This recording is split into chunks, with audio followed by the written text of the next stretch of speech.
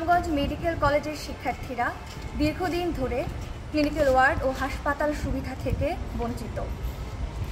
আমরা এর আগে অনেকবার আমাদের এই যৌক্তিক দাবি কলেজ কর্তৃপক্ষ ও ঊর্ধ্বতন কর্তৃপক্ষের কাছে তুলে ধরলেও কোনো কার্যকর সমাধান পাইনি। এর পরিপ্রেক্ষিতে আমরা সাধারণ শিক্ষার্থীরা যৌক্তিক দাবি পূরণে আন্দোলনে নামার সিদ্ধান্ত নিই। সিদ্ধান্তের পরিপ্রেক্ষিতে 15 তারিখ কলেজ ক্যাম্পাসে মানববন্ধন কর্মসূচি পালন করি। এরপর 16 তারিখের কর্মসূচি হিসেবে শান্তিপূর্ণ সড়ক অবরোধ করি। এ সময় জেলা প্রশাসক মহোদয় ও কলেজ প্রশাসন স্বাস্থ্য সচিবের সাথে আমাদের ভার্চুয়াল মিটিংয়ের ব্যবস্থা করলে আমরা রাস্তা ছেড়ে দিই। স্বাস্থ্য সচিবের সাথে আলোচনার মাধ্যমে পরবর্তী দিন 17 তারিখে ঢাকায় স্বাস্থ্য শিক্ষার মহাপরিচালকের সাথে কথা বলার সুযোগ করে দেওয়া হয়। আমাদের শিক্ষার্থীদের প্রতিনিধিরা অধ্যক্ষ ও শিক্ষক প্রতিনিধির উপস্থিতিতে স্বাস্থ্য শিক্ষার মহাপরিচালককে আমাদের দাবির বিষয়ে স্মারকলিপি প্রদান করে। 17 তারিখেই আমাদের শিক্ষার্থী প্রতিনিধিরা জেলা প্রশাসন সুনামগঞ্জের কাছে স্মারকলিপি প্রদান করি। একই দিনে সাধারণ শিক্ষার্থীরা সুনামগঞ্জ সদরে সাধারণ মানুষের বহুল প্রতীক্ষিত হাসপাতাল চালুর বিষয়ে জনসচেতনতা তৈরির জন্য জনসংযোগ কর্মসূচি করে। 18 তারিখে আমাদের একটি প্রতিনিধি দল শিক্ষকদের উপস্থিতিতে সিলেটে উপস্থিত স্বাস্থ্য সেবার মহাপরিচালক ডক্টর আবু জাফর স্যারের কাছে আমাদের দাবির বিষয়ে স্মারকলিপি প্রদান করি। একই দিনে আমাদের সাধারণ শিক্ষার্থীরা শান্তিগঞ্জ উপজেলাতে শান্তিপূর্ণ জনসংযোগ কর্মসূচি আয়োজন করে। আমাদের দাবিগুলো নিয়ে ঊর্ধ্বতন কর্তৃপক্ষ কার্যকর পদক্ষেপ না নেওয়ায় এবং আমাদের আশ্বস্ত করতে ব্যর্থ হওয়াতে আমরা বাধ্য হয়েই আমাদের আন্দোলন আরও জোরদার করতে সাধারণ জনগণকে নিয়ে 20 তারিখে অবরোধ কর্মসূচির ডাক দিই। এই কর্মসূচি সম্পর্কে পূর্বেই সাধারণ জনগণ, জেলা ও উপজেলা প্রশাসন, পরিবহন মালিক সমিতি, আইনজীবী সমিতি ও এলাকার সুশীল সমাজকে অবগত করি।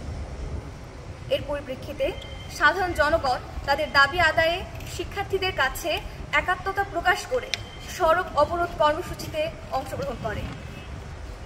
20 তারিখের আন্দোলনে আইন শৃঙ্খলা বাহিনী আমাদের উপর অতর্কিত হামলা ও লাঠিচার্জ করে।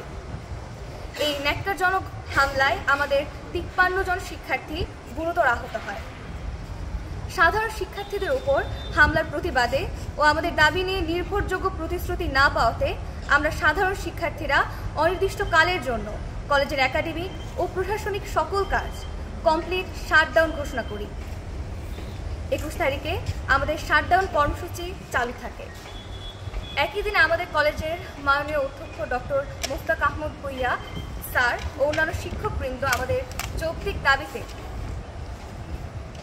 একতা প্রকাশ করে সাধারণ শিক্ষার্থীদের সাথে মানববন্ধন কর্মসূচিতে অংশগ্রহণ করেন। পরবর্তীতে আমাদের দাবিগুলো ঊর্ধ্বতন কর্তৃপক্ষের দৃষ্টিগোচর হলে বিভাগের ঊর্ধ্বতন কর্তৃপক্ষ আমাদের যৌক্তিক দাবিতে একাত্মতা প্রকাশ করে ও তার সমাধানের জন্য 22 তারিখে সাধারণ শিক্ষার্থীদের সাথে আলোচনার ব্যবস্থা করেন। উক্ত মিটিংয়ে সিলেট ওসমানী মেডিকেল কলেজের মাননীয় অধ্যক্ষ ও সিলেট মেডিকেল বিশ্ববিদ্যালয়ের dean doctor Ziaur Rahman Chowdhury sir, Sylhet বিভাগীয় পরিচালক স্বাস্থ্য ডক্টর আনিসুর রহমান, তত্ত্বাবধায়ক সুনামগঞ্জ সদর হাসপাতাল, সিভিল সার্জন সুনামগঞ্জ মেডিকেল কলেজের মাননীয় অধ্যক্ষ ডক্টর মুস্তাক আহমদ ভূঁইয়া স্যার ও কলেজের সকল শিক্ষকবৃন্দ ও সাধারণ শিক্ষার্থীরা উপস্থিত ছিলেন। একই দিনে কলেজের সেনাবাহিনীর ঊর্ধ্বতন প্রতিনিধিদের সাথে এবং ঢাকায় স্বাস্থ্য উপদেষ্টার বিশেষ সহকারীর সাথে শিক্ষার্থী প্রতিনিধিদের দফায় দফায় আলোচনা হয়।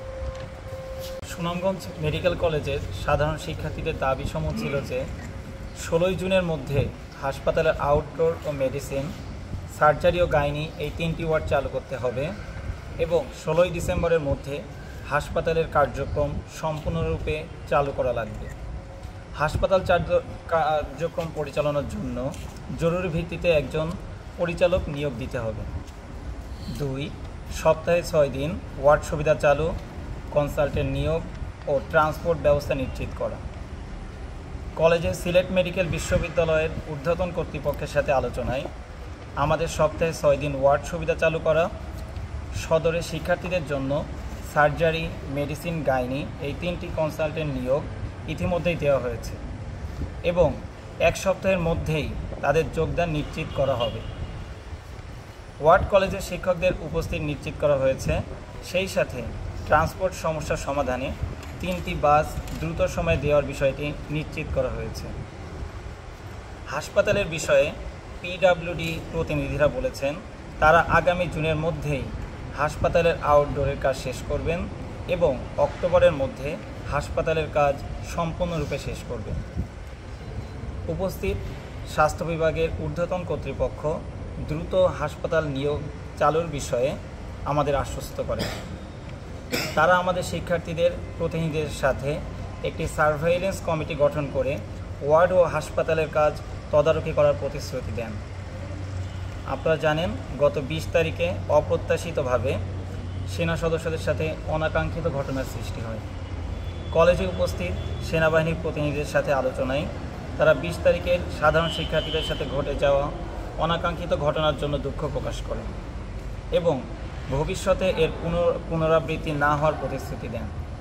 সেই সাথে আমাদের যৌক্তিক দাবিতে একাত্মতা প্রকাশ করেন এবং আমাদের দাবি পূরণে তাদের করণীয় থাকলে সার্বিকভাবে আমাদের পাশে থাকার আশ্বাস প্রদান করেন। গতকাল ঢাকায় স্বাস্থ্য উপদেষ্টার বিশেষ সহকারী ডাক্তার মোহাম্মদ সাইদুর রহমান স্যারের সাথে আমাদের আলোচনায় সুনামগঞ্জ মেডিকেল কলেজ হাসপাতাল প্রসঙ্গে স্বাস্থ্য ও পরিবার পরিকল্পনা মন্ত্রণালয়ের সহকারী স্যারের সাথে আমাদের বৈঠক হয়। বৈঠকে সুনামগঞ্জ মেডিকেল কলেজ হাসপাতালের পিডির সাথে দ্রুত সময়ের মধ্যে স্যার সাইদুর রহমান স্যার বসবেন বলে আমাদেরকে আশ্বস্ত করেন। কাজের অগ্রগতি সম্বন্ধে খোঁজখবর নেবেন বলে আমাদের আশ্বস্ত করেন। একই সাথে হাসপাতালে জনবল নিয়োগের জন্য জনপ্রশাসনের মন্ত্রণালয়ের সাথে কাজ শুরু করবে বলে আশ্বাস দিয়েছেন। তিনি বলেছেন রবিবার থেকে কলেজে বাস সার্ভিস চালু থাকবে। স্থায়ীভাবে বাস কেনার প্রক্রিয়া শুরু করবেন বলেও তিনি আশ্বাস দিয়েছেন। সদর হাসপাতালে শিক্ষার্থীদের প্রশিক্ষণের জন্য উপযুক্ত প্রশিক্ষক নিয়োগ করার ব্যাপারে একমত হয়েছেন। সাথে আমাদের দাবির একটি স্মারকলিপি স্বাস্থ্য উপদেষ্টা বরাবর পাঠানো হয়েছে। আগামী সোমবার স্বাস্থ্য ও পরিবার পরিকল্পনা মন্ত্রণালয়ের বিশেষ সহকারী ডাক্তার মোহাম্মদ সাইদুর স্যার হাসপাতাল প্রকল্প পরিচালকের সাথে কথা বলে এবং সার্বিক পরিস্থিতি নিয়ে একটি মিটিংয়ের আয়োজন করে একটি পূর্ণাঙ্গ রোডম্যাপ আমাদের দিবেন বলে জানিয়েছেন। ধন্যবাদ। এবং ঢাকায় ঊর্ধ্বতন কর্তৃপক্ষের সাথে দফায় দফায় আলোচনার মাধ্যমে আমরা সাধারণ শিক্ষার্থীরা ওয়ার্ড ও হাসপাতাল এই দুইটা দাবির যেসব সমস্যার তাৎক্ষণিক সমাধান পাওয়া যায় তা পাওয়ায় এবং যেসব সমস্যার সমাধান সময় সাপেক্ষ তার রোডম্যাপ দেওয়ায় আমরা সাধারণ শিক্ষার্থীরা কলেজ প্রশাসন এবং ঊর্ধ্বতন কর্তৃপক্ষের কাজে আশ্বস্ত হয়েছি। এজন্য আমরা সর্বসম্মতিক্রমে আমাদের আন্দোলন কর্মসূচির প্রত্যাহার ঘোষণা দিচ্ছি। তবে ওয়ার্ড যদি রেগুলার মনিটর না হয়, হাসপাতালের রোডম্যাপ যদি ফলো করা না হয়, তবে আমরা পরবর্তীতে আরও কঠোর কর্মসূচি নিয়ে মাঠে নামব। সর্বশেষে আমাদের যৌক্তিক এই দাবির আন্দোলনে আমাদের পাশে থাকার জন্য সাধারণ জনগণ, মেডিকেল কমিউনিটি, মিডিয়ার ভাইদের অসংখ্য ধন্যবাদ। আপনারা জানেন যে বাংলাদেশ সেনাবাহিনীর কিছু সদস্যের সাথে আমাদের কিছু ভুল বোঝাবুঝি হয়। পরবর্তীতে ওনাদের যেই ঊর্ধ্বতন কর্মকর্তা আছে তাদের সাথে আমরা আলোচনা করে বিষয়টা সমাধান করে ফেলি। আমাদের মধ্যে যে ভুল বোঝাবুঝি ছিল সেটা আমরা সমাধান করে ফেলি। বাংলাদেশ সেনাবাহিনী বাংলাদেশের গর্ব, আমাদের গর্ব। আমাদের বাংলাদেশ সেনাবাহিনীর প্রতি আস্থা আছে। তারা আমাদের সার্বভৌমত্বের প্রতীক। আমরা তাদের প্রতি আস্থা রাখতে চাই। তারা আইন শৃঙ্খলা রক্ষার কাজে নিয়োজিত, আমরা স্বাস্থ্যসেবা রক্ষার কাজে নিয়োজিত। আমরা তাদের সাথে থেকে বাংলাদেশকে একটা সুন্দর এবং সমৃদ্ধ বাংলাদেশ করতে চাই।